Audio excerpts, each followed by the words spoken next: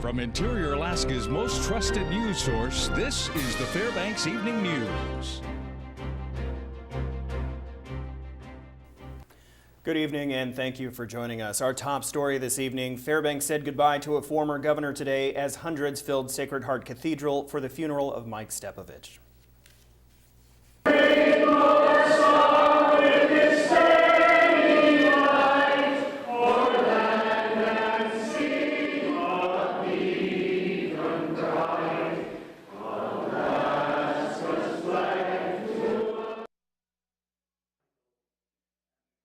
Murkowski. Stepovich passed away on Valentine's Day after a fall left him critically injured. He was appointed as Alaska's territorial governor in 1957 by President Eisenhower. Senator Murkowski has said that Stepovich played a vital role in statehood and occupied a prominent place on the public policy scene for over 50 years. He was also a longtime lawyer in Fairbanks, where he and his wife raised their 13 children.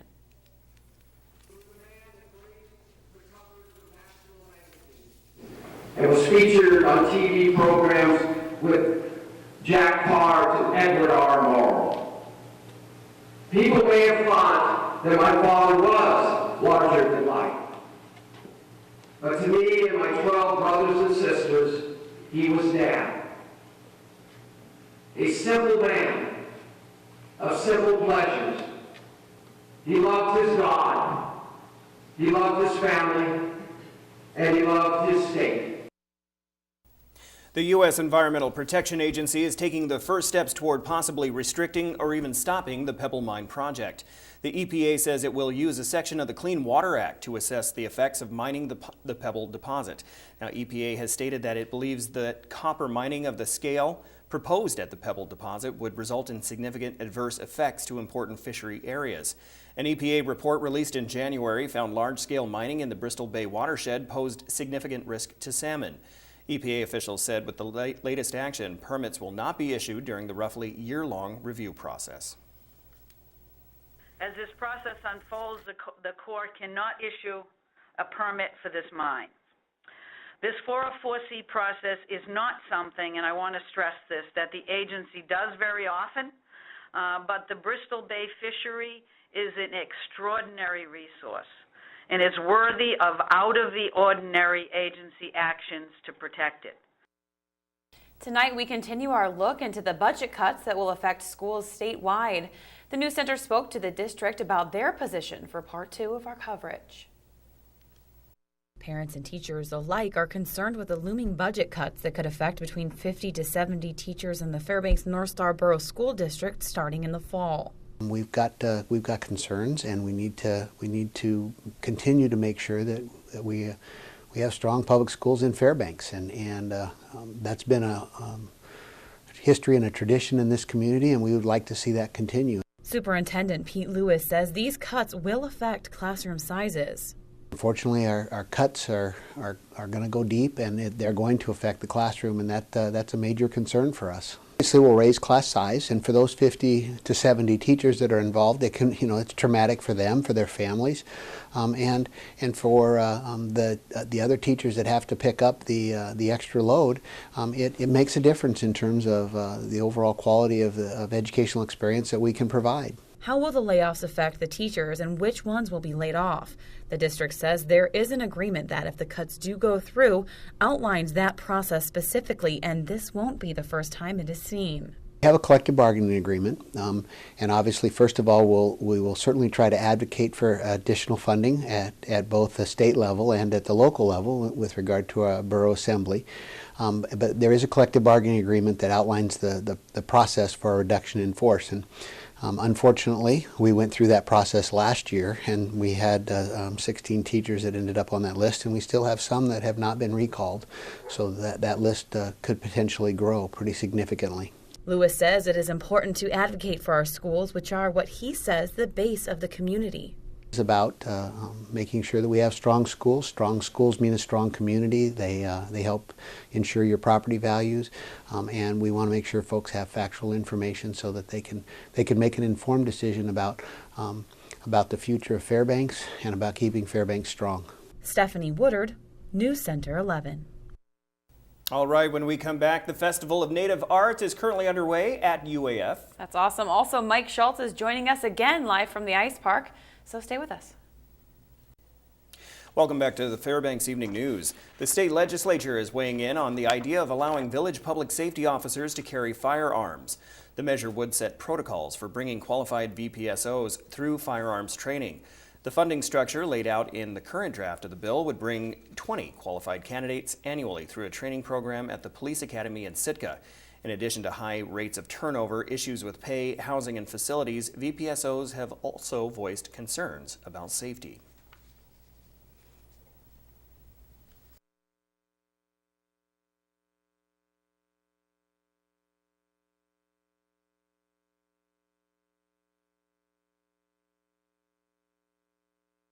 The University of Alaska Fairbanks is hosting the 41st Annual Festival of Native Arts through March 1st. The festivities are centered on the celebration of Native culture and are organized by students attending the university.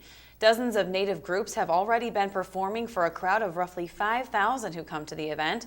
The students say it's important to pass on their culture and to keep it alive for the young students and generations.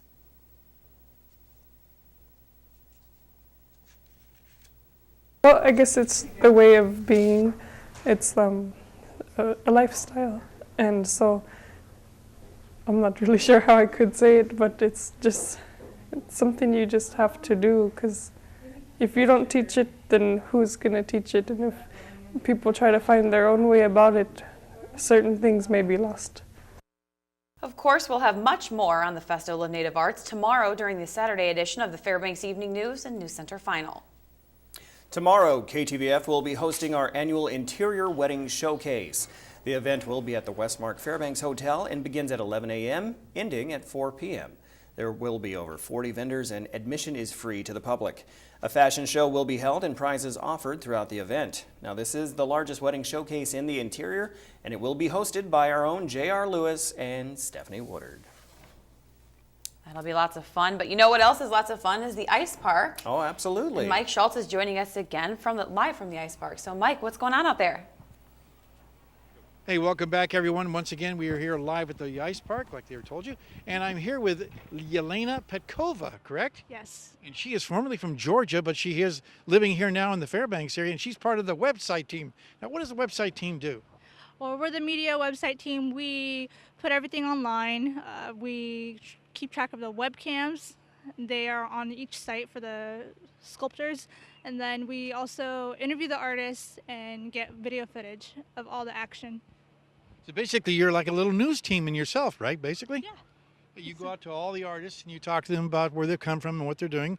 I bet that's really interesting for you, isn't it? It's a lot of fun, and there's a lot of backstories behind their artwork, and just you get the camaraderie of the artists, and there's a whole community there, and you just capture it on camera, and I really like it. And the next step after that is going to YouTube. It is. We put it up on YouTube, and that goes up on the Ice Alaska. If you've not seen the website, it is a magnificent website. It's very, very friendly. Whoever put that together. We have Steve, which is my co-host, and we have Brian Palmer, and they edit all the video footage, put it up there. IceAlaska.com. Yeah, I went to it today, and I was just really amazed how easy it is to navigate through it. It's really good, and there's a lot of great stories on there. And there's more to come too, isn't there? There is. There's a lot more to come, and we have the multi-block event, so we'll be covering that. We had the single block results last night, I believe, right? We did. Yeah. And have you seen some really, really great creations this year? I have. There's some very interesting pieces. I love both the realistic and the abstract, and there's some great pieces out here. Well, you have a really interesting job, that's for sure. I do. Okay. Thanks for being with us. We'll be back with weather a little bit later on. Back to you guys. Thanks, Mike, and we're moving on to sports now. Joe Cook is next with highlights from the game. Now, Stephanie, UAF beats UAA last night on the last-second shot by a senior on senior night. That is pretty cool, I have to say. All right, a storybook ending to a great game. Joe has the highlights and more, including a look at this weekend's Iditarod, coming up next.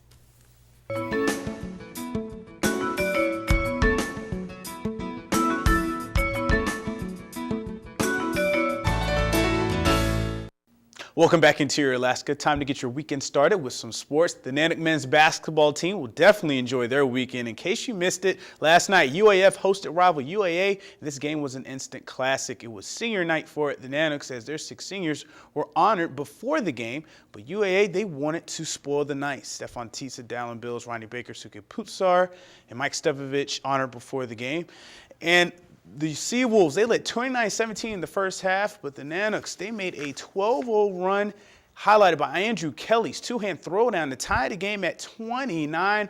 But the Seawolves, they had a 31-29 lead at the break, and UAA, they answered with a dunk of their own in the second half as Teensome Stanford rises up for the alley-oop. UAA led 63-50 with 6 minutes to go, but then the Nooks came back. Joe Slocum, he had 15. He hit a big 3 to start the rally.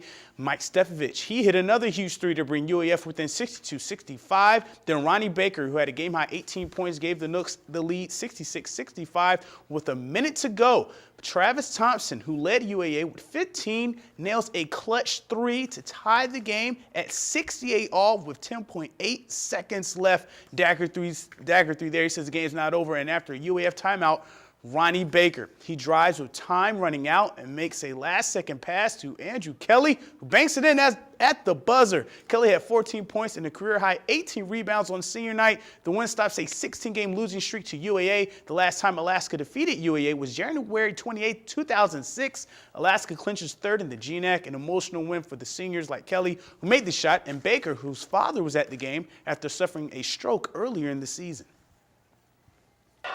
I was just in the right place at the right time. Oh, man. The senior night, it came out we won. It just feels really, really good. Oh, man.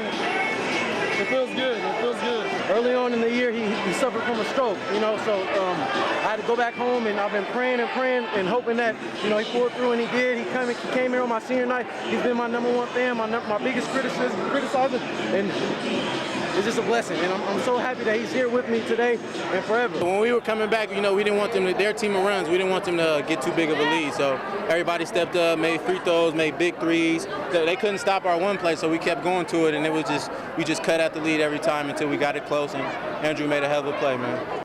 Truly an amazing game, an amazing win for the men's team. But the women's team, they would be on the other end of the spectrum as Montana State Billings, the Yellow Jackets, the GNAC's top team, sting UAF in a 104-77 win. Kaylin Goggins scored a game-high 23 points, leading 6 other Yellow Jackets in double figures. The future does look bright for the Nanooks, though, as freshman Kaylee Jold scored a season-high 20 points, and Autumn Childers, she tied her season-high with 15. The Nanooks wrap up their 2013-2014 season tomorrow at Seattle Pacific. In high school basketball last night, the Lathrop Malamute swept the North Pole Patriots. In the girls' game, Lathrop won 66-24. In the boys' contest, Lathrop won 73-60 over the Patriots. Coming back in the second half, the Malamutes were led by Kyle Carlson's 22 points. Khalil Stewart led the Patriots once again with a game-high 24 points. Lathrop's season finale will be this Saturday against West Valley, the only team to beat them in 4A this year for their senior night. Now let's see what's going on in the interior. For the weekend, for all of you runners, tomorrow morning, the second annual Trothieta Snowshoe Scramble at Trothieta Park at UAF at 11 a.m. There's also the Eldorado Hill Challenge at 1369 Molly Road at 11:30. In high school sports, it'll be senior night at Lathrop and Monroe on Saturday. The Rams host Delta in their last regular season game, while Lathrop will meet West Valley for the 3rd time at Joe T. Court. The winner gets the #1 seed in the MAC tournament.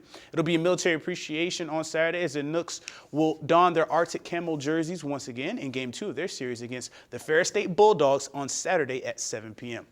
Also this weekend, the Super Bowl of Dog Mushing starts tomorrow morning at 10 a.m. on 4th Avenue in Anchorage will be the ceremonial start of the 42nd Iditarod. The warm winter could have moved the restart to Fairbanks, but conditions improved near Willow. That's where the official restart will be on Sunday, and that's at 2 o'clock. The oldest musher to win the Iditarod, Mitch Seavey, age 54, is back to defend his title. 4-time winner Jeff King is back for another run as well.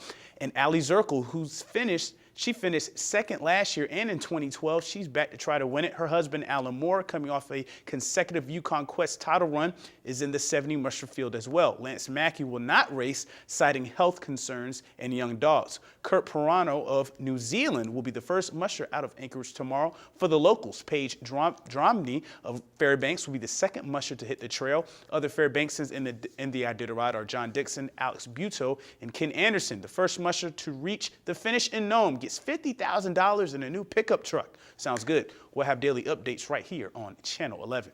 And now we end with the play of the week for the last week of February, and what a month for North Pole senior Khalil Stewart. After scoring 25 against Lathrop last night and 35 against West Valley on Tuesday, Stewart gets the putback slam for the Patriots in last week's loss to West Valley. But hey, still a good play, and that's your play of the week. To select the next play of the week, watch the News Center on Mondays and catch the new I-5, the interior top 5 plays during the weekend recap in the Sportscast. And that's it for Sports at 6, but come back tonight for the Sports Nightcap, where we'll talk Nana hockey, ice dogs, and more. But your full weather forecast is next, and we'll catch you next time. Hey everyone, welcome back to the ice park. What a beautiful day again, lots of sunshine, and I know that the Northern Lights did not come out last night. I'm just as frustrated as you are. I was expecting them to, so you won't talk about them tonight, but supposedly there's supposed to be a good chance for them to come out also. We'll talk about that later on. Let's take a look at our photograph tonight. This is a nice one.